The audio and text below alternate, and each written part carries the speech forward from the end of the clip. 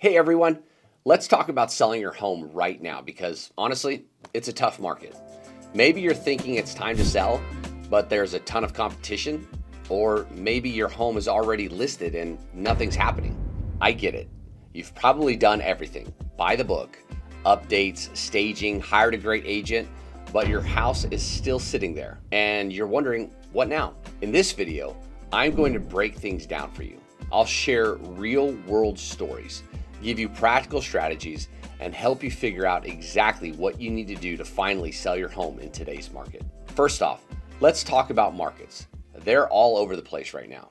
I sell homes in Central California primarily, and these areas couldn't be more different. In some parts, homes are still selling above asking price, but even there, I'm noticing fewer showings and less offers than just a few months ago.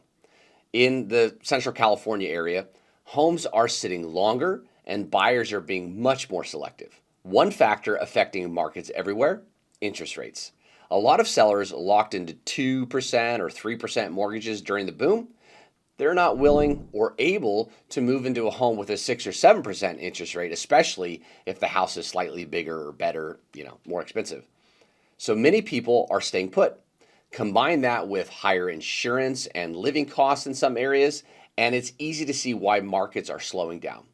Sellers and buyers need to reset their expectations. Let's get into the first story. One of my Facebook followers shared that her home has been listed for 2 years. 2 years. Anytime I hear that, I immediately think pricing is the problem.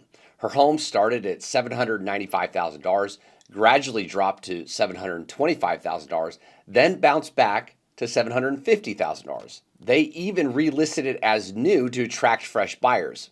But Zillow keeps listing history, and buyers can see it. Even though this house was updated, well-maintained, and visually appealing, it had a few challenges, like being close to a busy freeway. And here's the truth. Fewer buyers coming through equals fewer offers, which equals lower market value. So here's the question every seller needs to ask themselves. What if your home doesn't sell for the price you want? And if that happens, now what? This isn't just about lowering the price. It's about facing reality and making a plan. Will you rent it out, hold it indefinitely, wait for the market to magically bounce back? Nobody can guarantee that. The market could shift or it could stay flat for a long time. That's why thinking about your plan B is so critical. Here's the second story. A seller reached out because he was about to hire the third agent. His first 2 agents overvalued the home and it sat on the market, and then things got a little confusing. One of the buyer agents had suggested he pay 4% commission to the buyer agents to get more buyers in the door, which doesn't really help because no agent is going to talk their clients into buying a particular house if it doesn't really meet the buyer's wants and needs. An agent's job is to help their clients buy a house that meets the client's wants and needs. Representing a client is not about the agent's, how much extra commission they can get. It's really about the client and playing matchmaker to find them the right house. Now, this second seller had his home initially listed for $600,000, then dropped it to $550,000, but then the seller panicked because they got an offer and accepted it, but then the appraisal came in at $570,000. And here's something important. Appraised value is not the same as market value. Appraisers look at comps, home specs, but they don't account for buyer behavior, current market trends, or incentives from new developments nearby.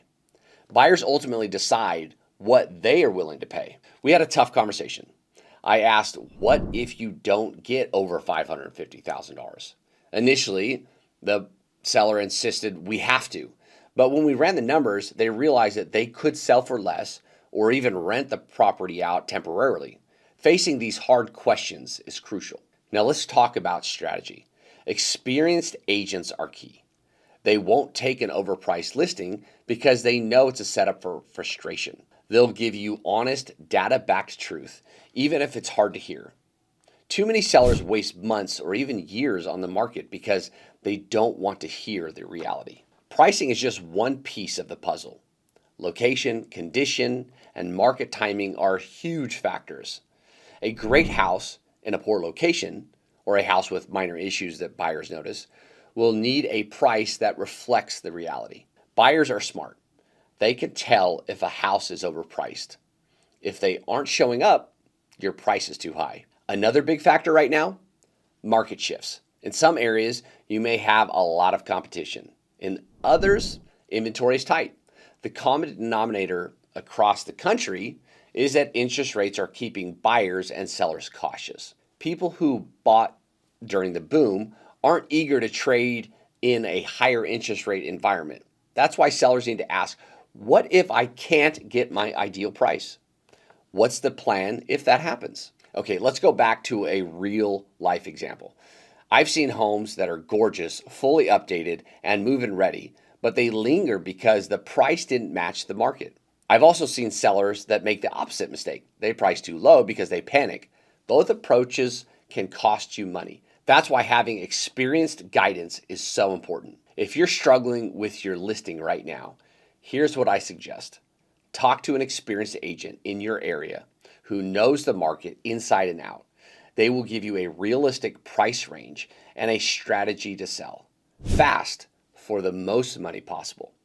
You might not like the number at first, but it's far better than waiting for buyers who will never come. Here's the key takeaway I want you to remember. What if your home doesn't sell for the price you want? And if that happens, now what? Be honest with yourself. Have a backup plan. Think through the numbers. Don't get emotionally tied to a number that the market doesn't support. If you need help, my team and I are here to assist and give you the honest truth, guide you through the strategy, and make sure your house sells while not leaving money on the table. So take action. Give me a call or shoot me an email.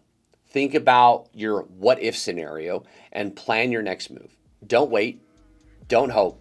Take control of your sale, your strategy, and your outcome. Thanks for watching, and don't forget to subscribe for more real estate insights, tips, and strategies to help you navigate today's real estate market.